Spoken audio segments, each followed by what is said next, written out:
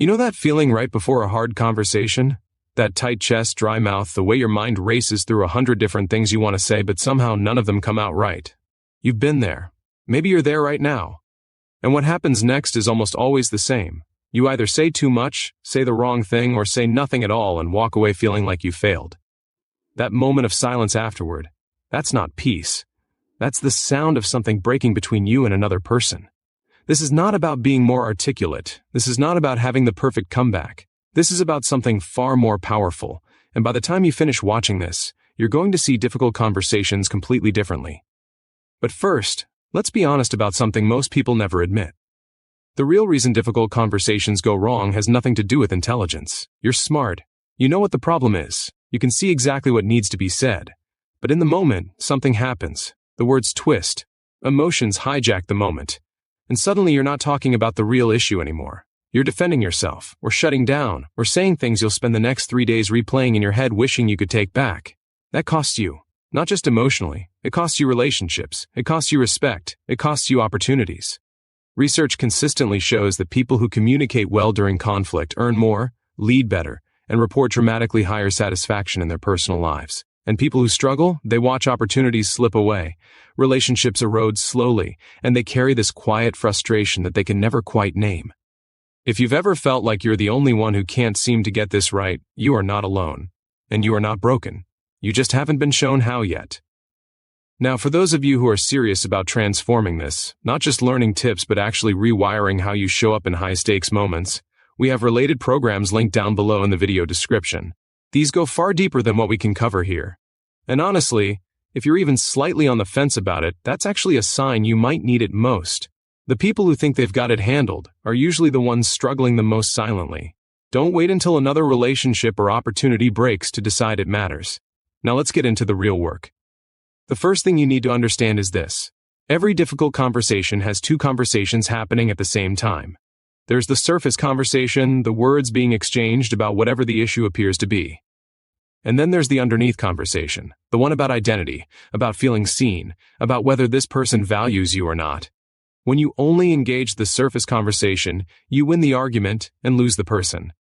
Think about the last time you were in a heated moment with someone you care about. What were they actually saying beneath the words? Because when someone snaps at you, they're not really angry about what they say they're angry about. They're scared. They feel unheard. They feel like they don't matter in that moment. And when you respond to the anger instead of the fear underneath it, you pour fuel on a fire that didn't need to exist. The skill here is called emotional translation. Before you respond to what someone says, pause for just 2 or 3 seconds and ask yourself one internal question. What does this person need to feel right now? Not what do they want to hear, not what would win the argument. What do they need to feel? That small shift changes everything. Here's where it gets dramatic. Because once you start doing this, you will witness something that feels almost impossible. People who were screaming at you 30 seconds ago will suddenly go quiet. Their shoulders will drop. Their breathing will slow. Because they finally feel seen. And a person who feels seen stops fighting. But emotional translation is only the beginning. The second skill that transforms difficult conversations is what researchers in communication science call the acknowledgement loop. Most people jump straight to their point. They want to fix, correct, explain, or defend. But here's the psychological reality. The human brain cannot fully process new information when it feels emotionally threatened. So everything you say before the other person feels acknowledged is essentially wasted breath. It goes nowhere. It lands like a wall. The acknowledgement loop looks like this. You reflect back what you heard them say. Not parroting it word for word, but capturing the emotional weight of it. You validate that their feelings make sense. Not that you agree with them, not that they're right, but that given their experience, their reaction is understandable. And then, only then, do you share your perspective. This takes maybe 45 additional seconds. And it saves hours of circular argument. It saves days of cold silence. It saves years of growing resentment. When you understand that 45 seconds can reclaim all of that, the math becomes very clear. Now let's cut to something that will genuinely shake you. Most people believe that the goal of a difficult conversation is to be understood. That's actually the wrong goal. The goal is to create understanding. There's a profound difference. When your goal is to be understood, you spend the entire conversation fighting to make your point. When your goal is to create understanding, you become a builder. You're constructing something between you and the other person, a bridge. And bridges require both sides to hold weight. When you shift to that mindset, something extraordinary happens. You stop being reactive. You start being intentional. And intentional communicators are the ones that people trust, follow, and fight to keep in their lives. Here's the third skill, and this one is the one that separates truly powerful communicators from everyone else. It's the ability to name what's not being said. Because in almost every difficult conversation, the most important things are the ones sitting in the silence. The fear of rejection nobody will admit, the grief that's wearing the costume of anger, the longing for connection hiding behind criticism. When you can gently name those things without making the other person feel exposed or attacked, you create a kind of intimacy that is almost electric. People lean in, they soften, they trust you in a way that takes most relationships years to build naturally. This is a skill, it takes practice. But even the imperfect version of it works remarkably well. Here's what this looks like in real life. Instead of responding to a criticism with a defense, you pause and say something like, "It sounds like this has been weighing on you for a while." That one sentence can dissolve walls that took months to build.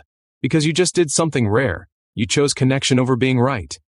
And that choice, that one specific choice, is the most powerful thing you can do in any high-stakes moment. Let's talk about what your life actually looks like when these skills become automatic. Because right now you might be managing your way through difficult conversations, surviving them. But imagine going into them with calm certainty. Imagine leaving them feeling closer to the person instead of more distant. Imagine your relationships deepening instead of slowly calcifying. Imagine your leadership becoming something people describe as magnetic. Imagine never again lying awake at night replaying a conversation and wishing you'd said something different. That is not a fantasy. That is the life of someone who has learned these skills at a real level, not just intellectually, but in their nervous system, in their gut response, in how they breathe when things get hard. The gap between where you are right now and that life is not talent, it's not personality, it's not something you either have or you don't. It's specific learnable skills that most people never get taught because nobody sits them down and shows them. Which brings us back to the programs we have linked below in the video description. This is where theory becomes transformation. This is where you stop knowing about this and start actually living it. The people who take this seriously see results in their relationships and their professional lives faster than they expect. The people who save it for later usually come back after another painful conversation, another relationship strained, another opportunity lost, wishing they'd started sooner.